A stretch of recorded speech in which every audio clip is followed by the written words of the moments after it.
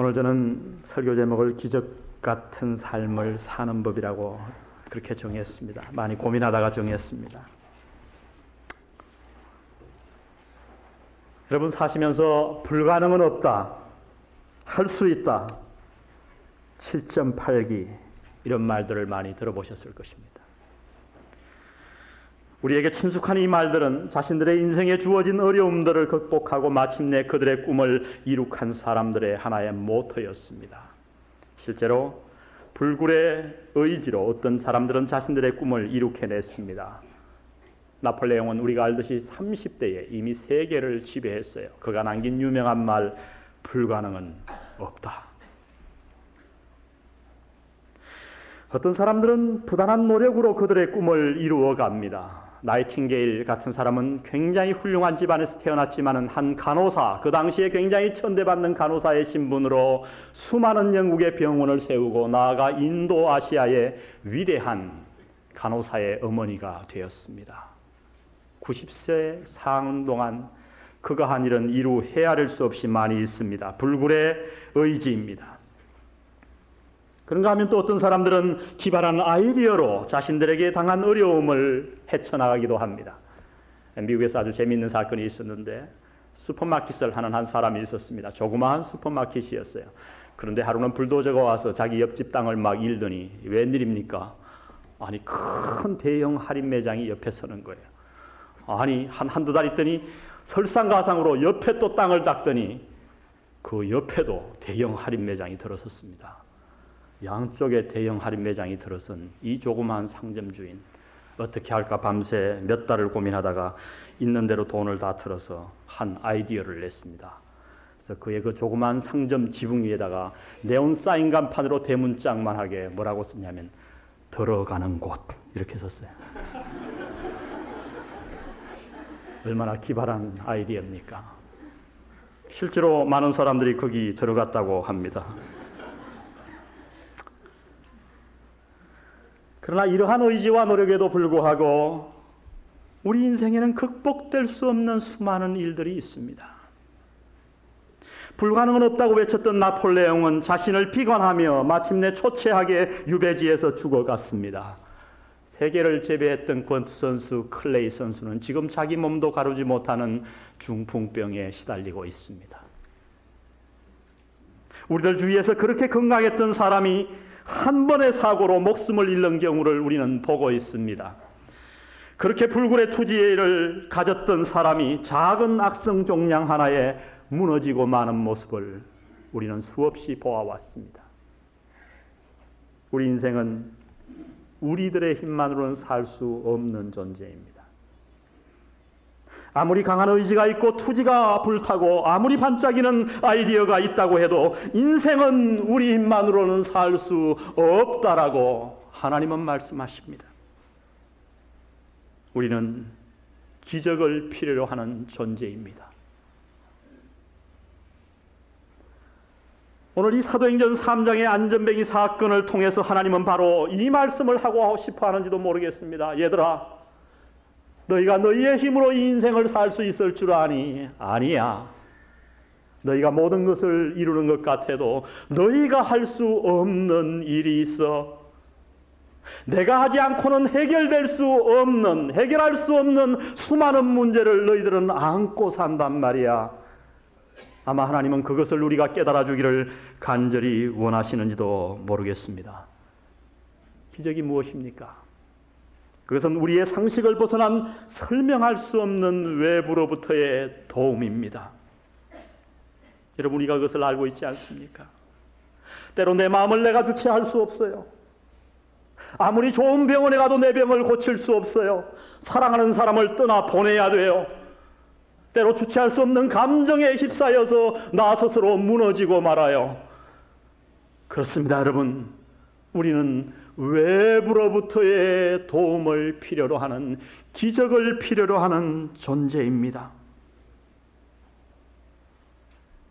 지금 혹시 이 자리에 있는 분 가운데도 마음속 깊이 간절히 기적을 바라는 분들이 있는지도 모르겠습니다. 저는 그래 보았습니다. 저희 집 사람을 병원에 넣어놓고 수술을 하는 동안 그 암이 퍼지지 않기를 얼마나 기도했는지요. 지금 수술받는 제 집사람이 2년이 지났습니다. 저는 여전히 기적을 의존하고 살아갑니다.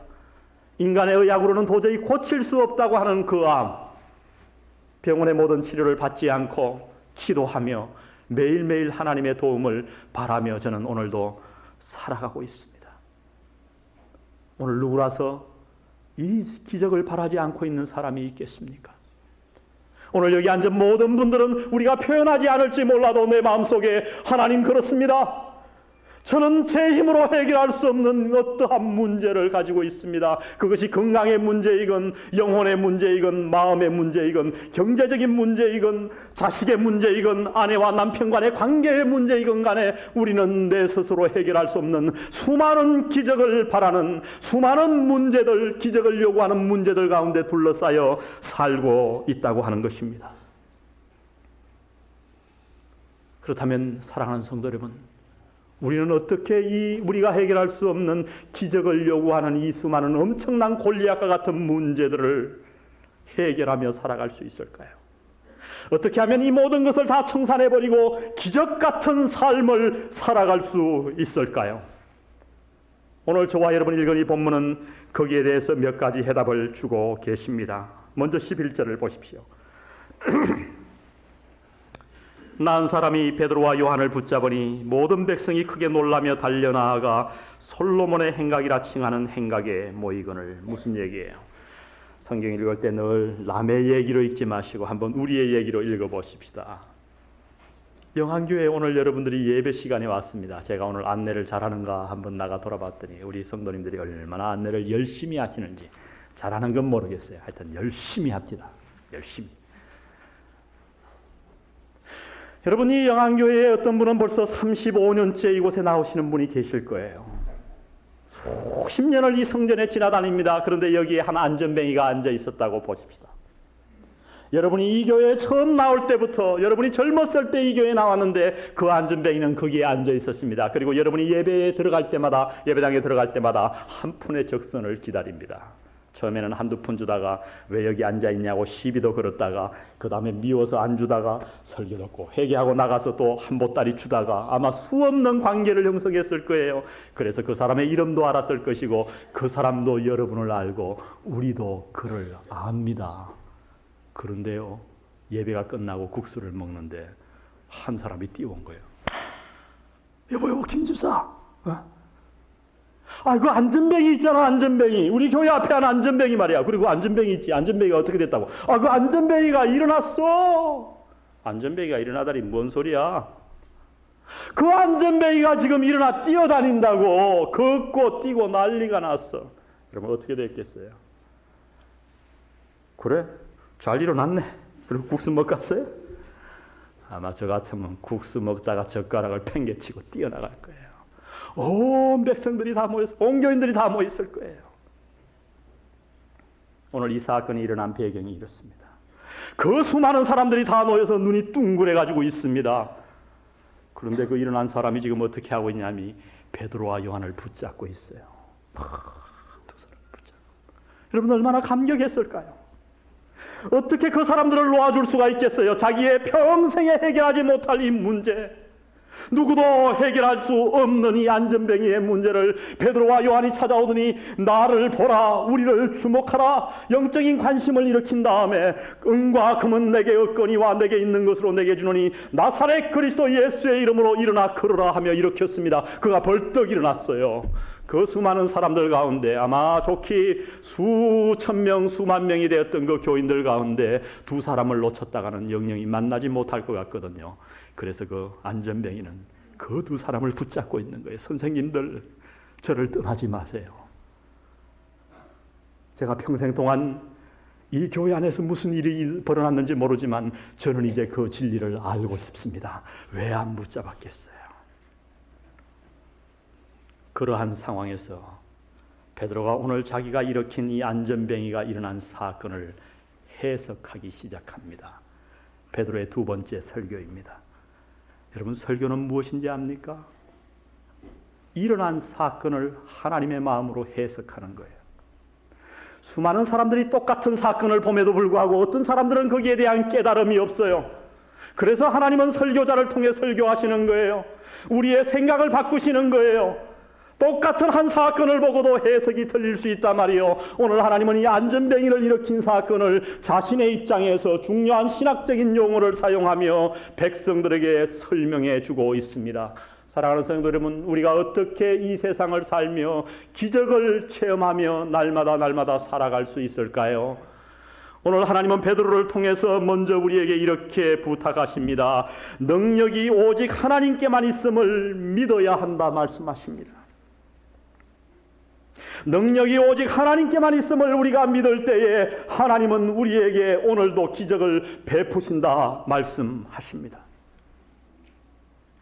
오늘 사람들이 다 모이자 그리고 놀란 눈으로 그를 쳐다보자 베드로는 설교 가운데 두 가지 질문을 던집니다. 그들을 책망하는 질문입니다. 첫 번째는 이 사람들아 왜 놀라느냐? 왜 기이 여기느냐? 두 번째 질문은 왜 우리를 주목하느냐? 이것이 오늘 베드로의 설교의 중요한 요점입니다. 오늘 베드로가 하는 말은 뭘까요? 여보시오 성도들이여, 이것은 당신들이 놀랄 만한 일이 아닙니다. 이 일을 보고 놀라서는 아니 됩니다. 아니 안전뱅이가 일어났는데 놀라지 말라리요. 무슨 얘기입니까? 지금 베드로가 하는 얘기는 이 일을 만일 사람이 행했다면 여러분이 그렇게 놀라야 됩니다. 이 일을 어떤 의사가 고쳤다고 하면 여러분은 그 사람을 바라보고 놀라야 됩니다. 그런데 여러분은 놀라지 말아야 됩니다. 왜냐하면 당신들은 하나님을 믿는 사람들이지 않소. 이 일은 사람이 행한 것이 아니고 하나님이 행하셨기 때문에 그렇게 놀라는 반응을 해서는 아니 됩니다. 여러분, 하나님은 어떤 분이십니까? 하나님은 말씀 한마디로 해와 달과 별을 지으신 분입니다. 말씀 한마디로 이 우주를 창조하신 분이에요. 하나님은 말씀 한마디로 죽은 자를 살리셨던 하나님이세요. 그런데 그 하나님이 안전뱅이 하나 일으키는 것쯤이야 그것이 무슨 대수로운 일이라고 거기에 놀라겠습니까? 사랑하는 성도 여러분, 이것이 바로 우리의 문제입니다.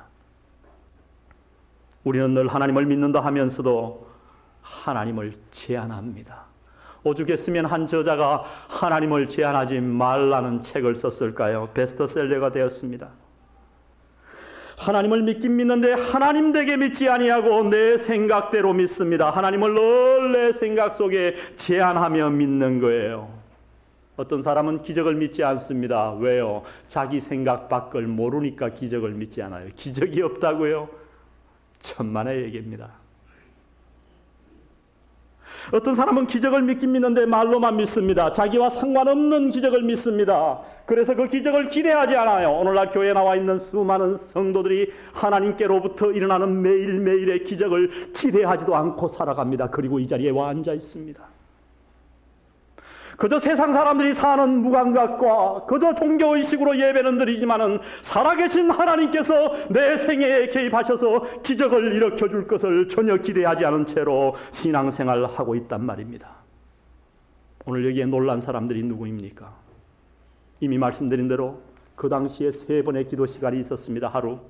2번은 집에서 기도해야 되고 1번은 성전에 와서 기도해야 됩니다. 오후 3시 성전에 와서 기도하는 시간입니다.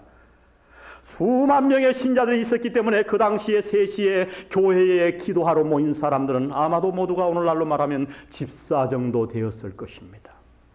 교회를 오래 다닌 사람이에요. 그럼에도 불구하고 이 사람들은 하나님께로부터 오는 기적을 전혀 의식하지 않은 채로 안전뱅이가 일어나자 어찌 이런 일이 있을 수 있는가 하고 놀랐다고 성경은 기록합니다. 바로 베드로는 이것을 책망하고 있는 것입니다. 사랑하는 성도 여러분, 여러분 마음속에 하나님은 오늘도 사셔서 여러분의 가정과 여러분의 육체와 여러분의 사업 현장과 여러분의 영혼 속에 여러분의 상식을 뛰어벗어난 기적을 행하는 분이심을 믿으십니까? 이것을 믿으셔야 돼요. 왜 수많은 사람들이 기적을 경험하지 못하는가? 이 기대감과 이 믿음이 없기 때문입니다. 하나님을 하나님 되게 믿지 아니하고 옛 생각에 가두어 놓고 믿기 때문입니다. 왜 기 여기느냐? 오늘 두 번째 베드로가 가르치는 오직 능력이 하나님께만 있음을 가르치는 진리는 다름 아니라 왜 우리를 주목하느냐입니다. 여러분, 우리 주위에서 늘 보는 현상 가운데 하나는 기적이 일어나면 어떻게 합니까? 사람에게 집중합니다. 기적을 행한 사람은 우쭐해하고 그 기적을 당한 사람들은 사람을 집중합니다. 그래서 여러분 오늘날도 보세요. 어디 기도원에 가면 병 나았대 그러면 사람들이 버스 타고 기차 타고 비행기 타고 그 기원은 미워 터져요. 기도원은 가가지고 뭐 헌금하라 그러면 헌금하고 집 팔아 그러면 다 팔아가지고 결국은 갖고 그 기도원 인장은 튀고 그래가지고 이단이 되는 거 아닙니까? 그게 누구예요? 이재록이에요. 그게 한국교회의 수준이에요, 여러분. 오늘 이것이 잘못이라는 얘기예요. 오늘 베드로는 뭐라고 얘기합니까? 12절을 보십시오. 베드로가 이것을 보고 백성에게 말하되 이스라엘 사람들아 이 일을 왜 기이 여기느냐. 그 다음 다 같이 읽습니다. 시작. 권능과 경건으로 이 사람을 걷게 한 것처럼 왜 우리를 주목하느냐.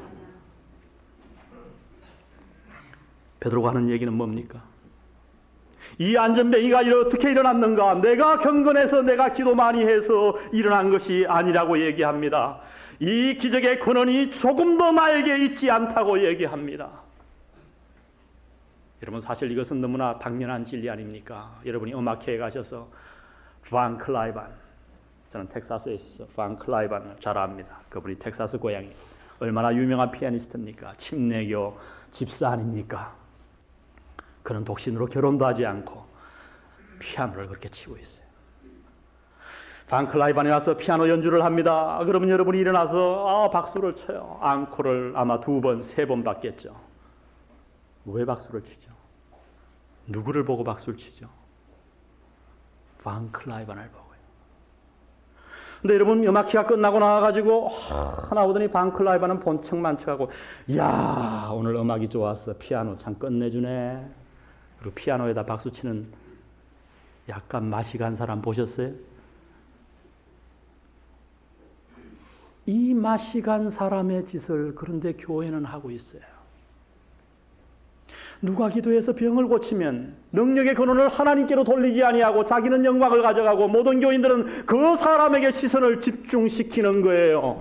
여러분 이것이 얼마나 잘못된 일인지 아십니까? 오늘 수많은 그리스도인들이 기적을 맛볼 수 있음에도 불구하고 사람에게 시선을 뺏겨서 하나님의 기적을 맛보지 못하고 살아갑니다. 내가 기도하면 하나님은 나에게 기적을 베풀어 주시는데 내가 기도해도 내 병을 고쳐주시고 다른 사람이 안수하지 않아도 내가 하나님께 기도해도 하나님은 내 기도에 응답해 주심에도 불구하고 우리는 늘 사람만을 쳐다봅니다. 어떤 능력 많은 목사님을 쳐다보고 어떤 능력 많은 기도원 원장을 쳐다봅니다. 우리가 어떻게 기적을 맛보며 살아갈까요? 사랑하는 성도 여러분, 오직 능력이 하나님께만 있음을 믿으시기를 바랍니다. 제가 앞으로 어떤 병자를 고칠지 모르겠습니다. 하나님 원하시면 제가 앞으로 이것보다 설교를 더 많이 해서 우리 교회가 2,000명, 3,000명이 될지도 모르겠습니다. 그러나 부탁드립니다. 저를 바라보지 마십시오. 제 경건으로 말미암아 조금이라도 이 교회가 부흥된다고 믿지 마십시오. 이 교회가 왜 부흥되는가? 영암교회가 왜 성장하는가? 제가 아닙니다. 우리 교회 그 누구 때문이 아닙니다. 하나님의 능력으로만 이 부흥은 가능한 줄 믿습니다. 하나님을 바라보셔야 합니다. 하나님을 앙망하셔야 합니다. 하나님을 앙망하는 자는 독수리가 새 힘을 얻은 같이 날아갈 것이라고 말씀했습니다. 사랑하는 성도들이여, 오늘 우리는 기적이 필요합니다. 우리 가정에 기적이 필요하고 우리 사회에 기적이 필요합니다. 누구를 바라보겠습니까? 우리 모두 하나님만을 바라보며 능력이 하나님께만 있음을 인정하고 그분에게 외치고 매달리는 우리 사랑하는 영한 성도들 되시기를 주의 이름으로 부탁드립니다. 기적을 어떻게 맛볼 것인가? 하나님은 오늘도 내게 기적을 베풀 수 있는 분이시며 오직 하나님께만 능력이 있음을 우리가 믿을 때에 오늘 기적은 우리 삶에 임합니다. 바로 오늘 오늘 두 번째 방법을 하나님은 16절에서 가르쳐주고 있습니다. 그것은 다름 아닌 올바른 믿음을 가져야 한다고 하는 것입니다. 다 같이 한번 해보겠습니다. 올바른 믿음을 가져야 한다. 16절을 제가 읽습니다. 굉장히 중요한 구절이요, 어려운 구절입니다.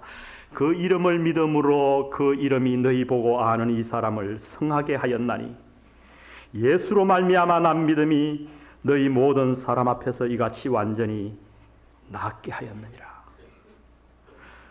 굉장히 어려운 얘기예요. 무슨 얘기를 하고 있어요? 예수님이 고쳤다고 얘기한 것도 아니에요. 하나님이 고쳤다는 얘기도 아니고 그 이름이, 예수님의 이름이 이 안전뱅이를 일으켰대요. 무슨 얘기예요? 이름이 뭡니까, 여러분? 이름은 아무개야 하고 부르면 대답하는 게 이름 아닙니까? 우리 아들 둘이 있는데 호진이, 광진이도 부르면 호진아 그러면 우리 호진이는 괜찮아 이제 대답을 해요. 근데 광진이는 이제 중3 됐다고 광진아 한 번 해서 대답 안 해요. 광진아 그러면 두 번째 부르면 방을 삐끔이고 변성기가 돼가. 그 이상하게 사람들은 나이가 들수록 대답을 잘 안 하더라고요. 그 원인이 뭔가 내가 묵상해 보니까 아마 기가 자꾸 먹어서 그렇지 않는가. 하여튼 애들은 한번 불러보세요. 그냥 대답하잖아요. 여러분 이름의 철학적인 의미를 아세요? 이름은 그 존재와 나와의 만남의 관계를 이루는 거예요. 그게 이름이에요.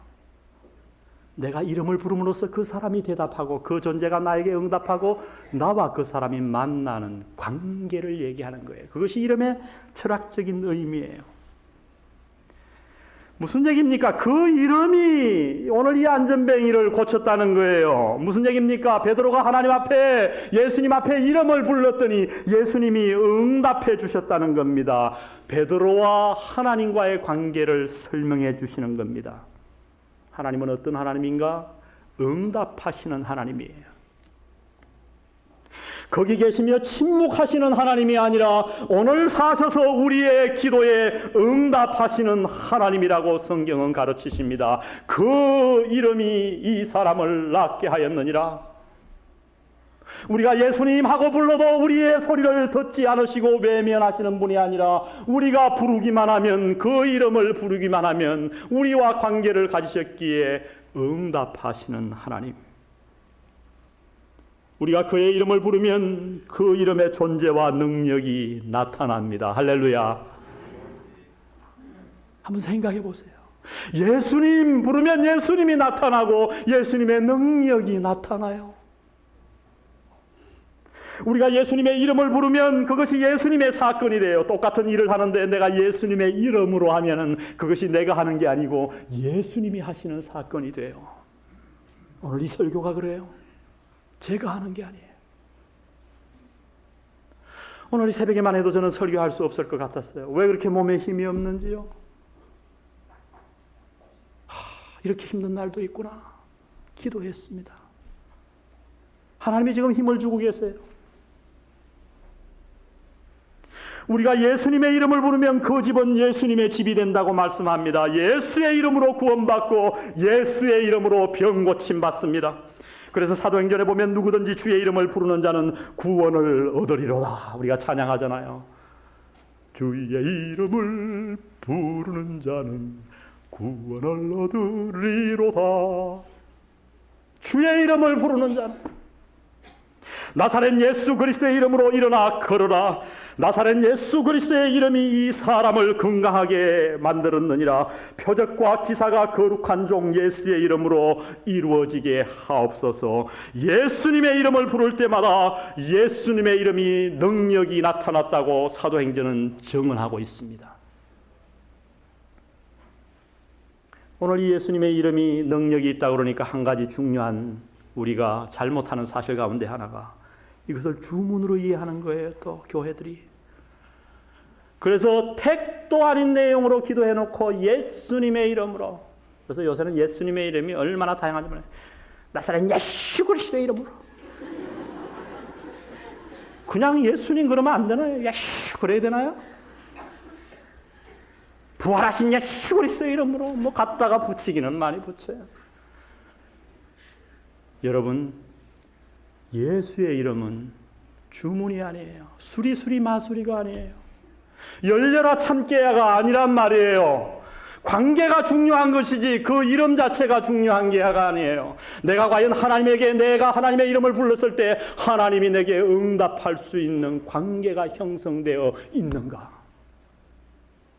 오늘 16절은 이 말씀을 하세요. 16절을 다시 한번 자세히 들여다보세요. 그 이름을 믿음으로 그 이름이 너희 보고 아는 이 사람을 성하게 하였나니 예수로 말미암아 난 믿음이 예수로 말미암아 난 뭐가요? 믿음이 너희 모든 사람 앞에서 이같이 완전히 낫게 하였느니라. 우리가 예수님의 이름을 부를 때 예수님이 우리에게 응답하시는 관계는 무엇으로 형성되는가? 그 이름 앞에서는 우리의 자세라고 얘기합니다. 예수님의 이름 앞에 우리가 어떤 자세를 가지고 서는가? 쉬운 말로 말하면 믿음이에요. 그러나 오늘 보통 믿음을 얘기하지 아니하고 믿음을 얘기하긴 하는데 예수 그리스도로 말미암아 예수로 말미암아 난 믿음을 얘기합니다. 굉장히 중요한 얘기예요. 헤피스티스 리아우토 예수로 말미암아 난 믿음. 오늘 얼마나 많은 사람들이 신앙생활하며 내 믿음 가지고 생활하는지 몰라요. 굉장히 열심히 있는 것 같은데 가까이 가보면 그 사람은 내 믿음이에요. 믿음을 정신통일로 생각합니다. 그러니까 의심이 오죠. 기도하는데 의심이 자꾸 와요. 그러니까 어떻게 합니까? 주여 믿습니다. 여러분 정말 마음에 믿음이 오면 뭐 하려고 믿습니다. 그러겠어요. 그 얘기는 뭐냐면 안 믿어진다 이거지. 그러니까 막 믿으려고 용을 쓰는 거예요. 믿습니다. 어떤 사람은 믿음을 정성으로 해석해요. 그것은 한국의 미신이에요. 지성이면 감천이다. 내가 정성을 많이 들이면 하나님이 응답하시겠지. 그렇게 생각합니다. 그래서 어떻게 합니까? 100일 철야기도 한번 해볼까? 새벽기도 해볼까? 3일 금식기도 해볼까? 40일 금식기도를 3회 해볼까? 그래도 응답하지 않으면 어떻게 해요? 안 되겠다. 내 힘으로는 안 되니까 비서실장 대신 목사님에게 찾아가자. 목사님 기도해 주세요. 그 자체가 잘못된 건 아니에요. 문제는 동기입니다. 믿음을 잘못 이해하고 있는 거예요. 믿음을 정신통일로 생각하고 믿음을 내 의지로 생각하고 믿음이 내게서 난 것으로 생각하는 거예요. 그래서 오늘 베드로를 통해서 하나님은 말씀하십니다. 믿음은 믿음인데 누구를 통해서 난 믿음이냐? 예수를 통해서 난 믿음이라고 얘기합니다. 지금부터 약 한 20년 전에 삼각산에서 큰 집회가 있었습니다. 집회를 마치고 홍수가 났어요. 소낙비가 와가지고 그 앞에 냇물이 홍수를 이뤄서 가는데 여자 집사님 3분이 집회에서 은혜를 많이 받았거든요. 꿇어앉아 엎드려 기도하며 주여 모세가 홍해를 건넜는데 우리도 믿습니다. 간절히 기도하고 그 길을 건너갔습니다. 건너긴 건넜는데 문제가 조금 생겨서 낙동강 하류에 3분 다 시체로 발견됐어요. 왜 그래요? 그들은 분명히 믿었어요. 그런데 그것은 하나님께로부터 난 믿음이 아니었단 말이요. 예수께로부터 난 믿음이 아니었단 말이요. 오늘 이 실수를 얼마나 많이 하는지 모릅니다. 많은 신자들이. 어떻게 믿어야 됩니까? 하나님께로부터 난 믿음을 믿어야 할 줄로 믿습니다. 저는 때로 목회 경험하다가 환자를 위해 기도해달라 그러면 제가 기도해야지 별 수 있습니까? 신방 가서 기도합니다. 근데 어떨 땐 기도해도 확신이 없어요. 짠해서 기도할 때가 있어요. 겉으로 표현은 안 하지만. 그런데 어떨 땐 기도하면 하나님이 마음을 막 감동하세요. 기도하라고 명령하세요. 그럴 때 기도해 보세요. 내 개인의 경건과 상관없이 그 일은 이루어지는 거예요. 올바른 믿음을 가져야 기적을 체험할 수 있습니다. 여러분, 우리 기독교의 믿음은 타종교의 믿음과 다른 거예요. 정신통일하는 믿음, 정성을 들이는 믿음, 그런 믿음은 불교에도 있고 마음의 교회도 있고 다른 종교에도 얼마든지 있어요. 무엇이 우리의 믿음과 다른 종교의 믿음을 구분하는가? 그것은 예수로부터 말미암은 믿음인 줄 믿습니다. 여러분은 올바른 믿음을 갖고 계시나요? 예수님과 올바른 관계를 맺고 있으십니까? 여러분이 오늘 새벽에 눈을 떠서 예수님하고 불렀더니 예수님이 여러분 마음속에 응답하십니까? 오늘 우리에게 왜 기적이 없는가? 하나님 앞에 올바로 서는 자세가 없기 때문이에요. 하나님과의 관계가 올바로 형성되어 있지 않아 그래요. 수많은 죄악 가운데 여전히 거하면서 예배만 드릴 때에, 하나님의 마음과 상관없는 일을 할 때에 우리는 하나님 앞에 기적을 체험할 수 없다고 성경은 말씀하십니다. 기적 같은 삶을 살기를 원하시나요? 오직 하나님께만 능력이 있으심을 믿으십시오. 그리고 그 능력 많으신 하나님과 올바른 관계를 맺을 수 있는 하나님이 원하시는 올바른 믿음을 소유하시기를 바랍니다. 마지막 방법을 19절에는 이렇게 소개합니다. 회개하고 돌이켜야 합니다. 19절 보십시오. 그러므로 너희가 회개하고 돌이켜 너희 죄 없이 함을 받으라. 이같이 하면 유쾌하게 되는 날이 주 앞으로부터 이를 것이요. 회개라는 말을 워낙 많이 들었을 거예요. 아유, 오늘 또 아는 얘기 하는구나. 그렇지 않아요. 똑같은 회개인데 베드로는 지금 강조점을 한 군데다 두고 있어요. 그 한 군데를 제가 설명하기를 원합니다. 포인트입니다. 그 포인트의 힌트가 17절에 나와 있어요. 형제들아, 너희가 뭐하지 못하여서? 알지 못하여서 그리하였으며. 무슨 얘기예요? 너희가 십자가에 예수를 못 박았다는 거예요. 로마 군병이 아니고 당신이 십자가에 못 박았다는 거예요. 이게 참 중요한 얘기예요. 십자가와 나와 관계가 형성되는 거예요. 믿음을, 그것을 믿을 때에 그 이름이 내게 응답되는 거예요. 근데 왜 그렇게 했는가? 너희가 알지 못하여서 그랬다. 오늘 회개란 뭐냐? 베드로가 말하는 회개는 지난날의 무지를 깨닫는 거예요. 특히 하나님과 예수님에 대해서 내 무지함을 깨닫는 거예요. 여러분, 얼마 전에 유행했던 유명한 영화 가운데 Jesus Christ Superstar라고 하는 이 뮤지컬입니다. 이 오페라로도 나오고 그 다음에 영화로도 만들어가지고 굉장히 많이 공연이 되었어요. 그 마지막에 보면, 마지막 장면에 보면 아주 사람의 마음을 찌르는 한 노래가 나오는데 그 성경에는 없는 가사예요. 가룟 유다가 살아납니다. 진짜 살아나는 게 아니고 그 극작가가 만들었는데 가룟 유다의 혼령이 돌아와가지고 노래를 하는 거예요. 그것이 아주 노래가 많이 퍼졌어요. 그런데 그 가룟 유다의 혼령이 살아나가지고 구슬피 울며 돌아다니면서 이 노래를 합니다. 그 노래가 뭔지 아세요? Why didn't you tell me? 왜 내게 말하지 않았나요? 뭘 말 안 했다는 거예요? 예수님, 당신이 하나님의 아들이심을 왜 나에게 말해주지 않았나요? Why didn't you tell me? 당신이 사흘 후에 부활할 것이라고 왜 나에게 말해주지 않았습니까? Why didn't you tell me? 가룟 유다의 혼령이 돌아다니며 우는 장면에 사람의 폐부를 찌르게 합니다. 가룟 유다는 굉장히 똑똑한 사람이었어요. 그러나 여러분, 예수님이 말씀 안 해주셨나요? 성경을 자세히 읽어보십시오. 예수님이 3년 동안 제자들과 함께 계시며 얼마나 많이 내가 곧 하나님이라고 말씀하셨습니까? 나는 단순한 사람이 아니요 인간의 몸을 입고 이 땅에 왔지만은 내가 곧 하나님이다.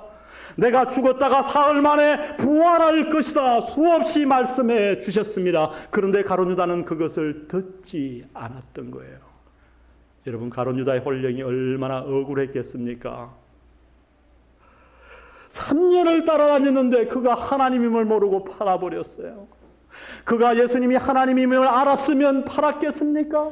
그가 예수님이 부활할 것임을 확실히 알았다면 팔았겠습니까? 오늘날도 마찬가지입니다. 똑똑한 척하지만 미련한 사람들이 너무도 많이 있습니다. 모든 죄의 원인은 무식에 근거해요. 어제 저녁에 TV를 보셨나요? 저희 집사람이 보고 얘기해 줬어요. 저는 책으로 읽었어요. 인도의 한 동네에 가면 지금도 남편이 죽으면 여자가 따라 죽는 동네가 있어요. 어떻게 따라 죽는가? 남편을 화장시킬 때 여자를 묶는 게 아니고 남편을 사랑하는 마음으로 그 남편을 꼭 껴안고 불에 타 죽어요. 한 선교사가 가서 너무도 여자가 죽지 않으니까 가서 휘발유를 끼얹어 줬어요. 이미 살 가능성을 보고, 가망이 없음을 보고. 그 공덕비를 세워줘요, 동네 사람들이. 그게 칭찬할 일이에요? 생명이 얼마나 중요한 걸 모르니까. 여러분, 무지가 얼마나 무서운지 아세요? 회개는 감정으로 하는 게 아니에요. 상수도 하수도 눈물 콧물 흘렸다고 회개가 되는 게 아니란 말이에요. 회개는 지식에서부터 하는 거예요. 회개란 무엇인가? 오늘 베드로가 하는 회개는 과거에 내가 몰랐던 것을 돌이키는 거예요. 하나님에 대해서, 예수님에 대해서 내가 모르는 게 너무 많았어요. 성경에 천국이 있다고 했는데 나는 믿지 않았어요. 평생을 똑똑한처럼 살아왔는데 헛되게 살아왔어요. 돈만 추구하고 살아왔고 쾌락만 추구하고 살아왔어요. 내가 모태신앙이라고 자랑하면서도 여전히 하나님과는 상관없이 살아왔어요. 그 잘못된 개념으로부터 돌이키는 것, 그것을 회개라 얘기합니다. 그래서 예수님은 요한복음 9장 41절에서 너희가 소경되었더라면 죄가 없으려니와 본다고 하니 너희 죄가 그저 있느니라. 무슨 얘기예요? 차라리 알지 못했으면 예수님 앞에 나올 수 있는 사람인데 안다고 하는 것 때문에 예수님을 영접할 수 없었다는 겁니다. 자신이 똑똑하다고 생각했기 때문에 멸망받은 것입니다. 회개는 지난날의 무지를 깨닫는 것입니다. 내가 지난날에 하나님 앞에 무지했음을 시인하는 것입니다. 주님, 내가 똑똑한 줄 알았습니다. 내가 잘난 줄 알았습니다. 내 주먹을 믿고 살았습니다. 그러나 이제 보니 헛살았습니다. 제가 나를 만드신 하나님도 모르고 살았어요. 하나님의 뜻이 뭔지도 모르고 살았어요. 주님, 제가 돌이킵니다. 저를 용서해 주세요. 이것이 회개예요. 우리가 이 땅에 살면서 어떻게 기적을 맛보며 살아갑니까? 내 힘으로 해결할 수 없는 부부관계를 어떻게 해결할 수 있습니까? 이 자식을 어떻게 올바로 교육할 수 있습니까? 주님 앞에 하나님에 대한 무지를 회개하고 돌아올 때 가능하다고 성경은 가르치십니다. 우리가 이렇게 회개할 때 한 가지 결과가 나타납니다. 19절을 다시 한번 보십시오. 그러므로 너희가 회개하고 돌이켜 너희 죄 없이 함을 받으라. 이같이 하면 어떤 날이? 유쾌하게 되는 날이 주 앞으로부터 이럴 것이요. 유쾌하게 되는 날.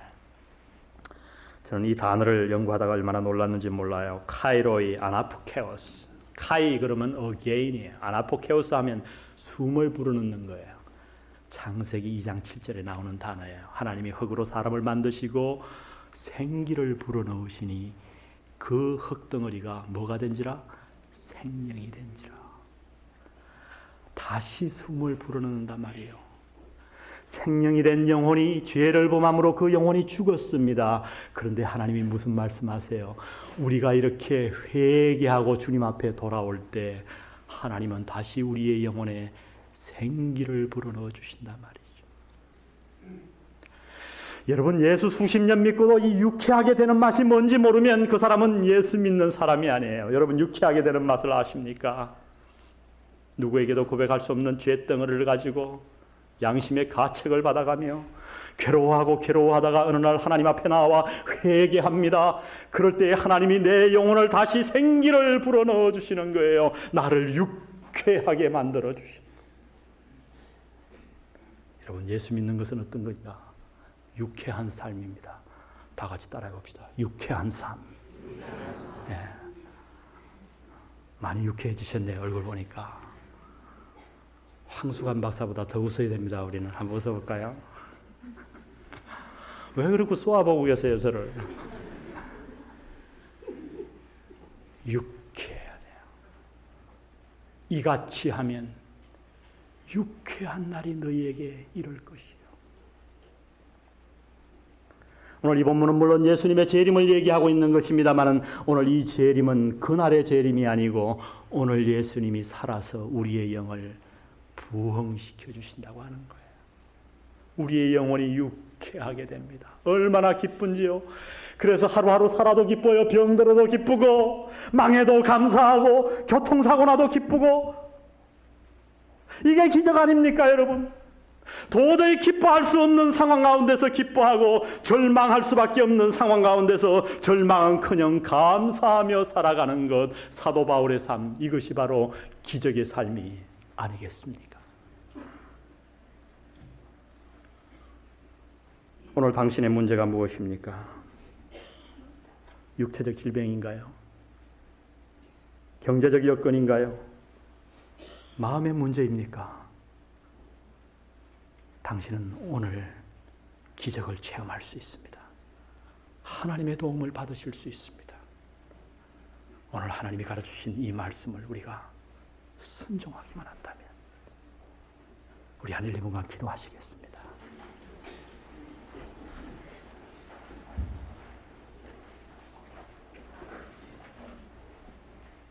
하나님의 말씀이 선포되었습니다. 여러분, 이 선포된 하나님의 말씀에 반응해 보지 않으시겠습니까?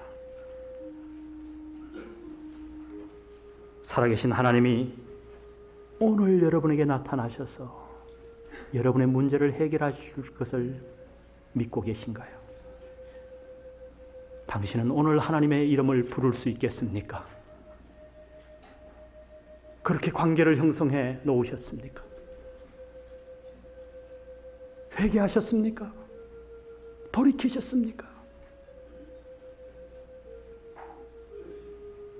오늘 한 1, 2분간 우리 통성으로 기도하십시다. 아버지 하나님, 입을 열어 통성으로 기도해 주시기를 바랍니다. 아버지 하나님, 오늘 당신 앞에 이 놀라운 말씀을 들었습니다. 안전뱅이가 일어나는 40년을 넘게 앉아서 성전에서 구걸하는 그 안전뱅이, 주여 오늘 보니 우리의 모습이었습니다. 영혼의 안전뱅이요, 가정의 안전뱅이요, 심령이 병들어 있습니다. 주여 저를 고쳐 주옵소서. 주여 하나님의 기적이 필요합니다. 우리를 치료하여 주시옵소서. 하나님의 능력으로 우리를 깨끗게 하여 주시옵소서.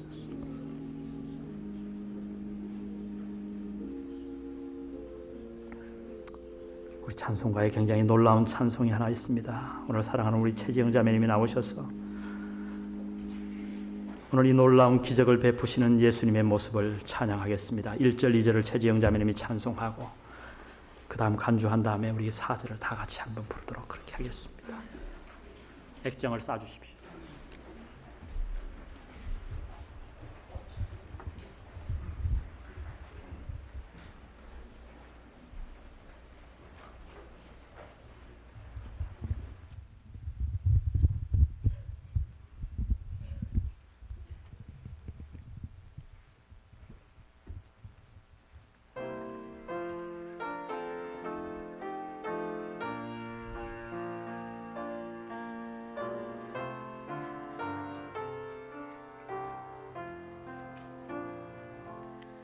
나 어느 날 꿈속을 헤매며 어느 바닷가 거닐 때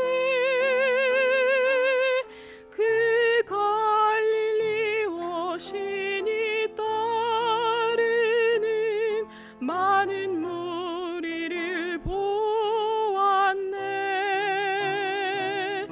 나 그때에 확신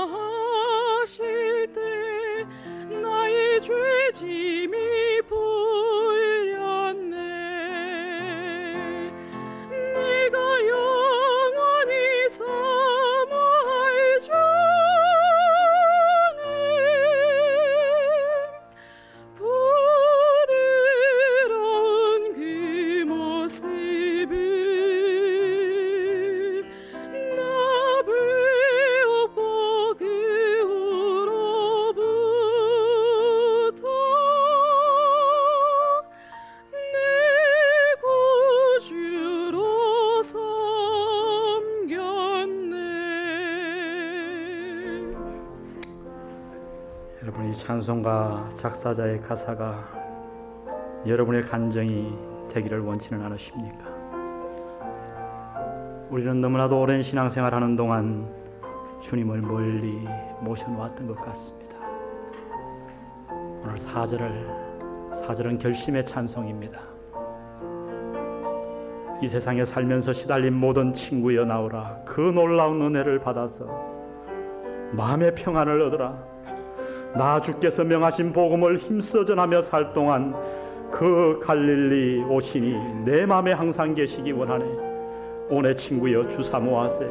부드러운 그 모습을 나 배웠고 거구로부터 내 구주로 섬겼네. 우리 4절을 다 같이 찬양하는 간증하는 마음으로 찬양하겠습니다.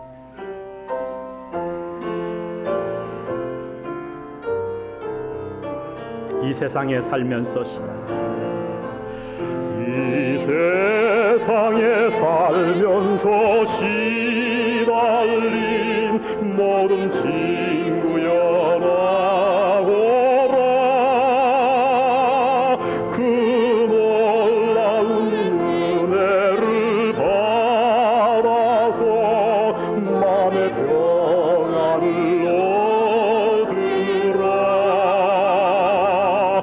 나 주께서 명하신 복음을 힘써 전하며 살 동안 그 갈릴리 오시니 내 맘에 항상 계시니 원하네. 오내 친구여 주 사모하세. 오내 친구여 주 사모하세. 부드러운 그 모습을 나 배웠고 그 후로부터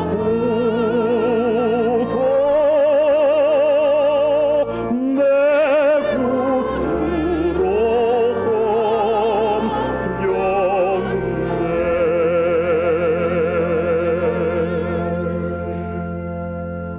아버지 하나님, 오늘 주님을 뵙기를 원합니다. 갈릴리 바닷가에서 수많은 병자를 고치시고 수많은 음탕한 생활 가운데서 사마리아 물가에 여인을 부르셨던 주님, 2000년 주님이 아니라 오늘 내 삶에 당신을 초대합니다. 당신을 사모합니다. 순종하겠습니다. 주님, 저희들 삶에 오셔서 기적을 베풀어 주옵소서. 내 병든 육체를 고쳐주시고 내 상한 심령을 수선해 주시며 우리의 잘못된 부부관계를 터치해 주시고 우리의 가정을 올바로 교정하여 주옵소서. 오늘 헌신하는 마음으로 당신 앞에 헌금 드렸습니다.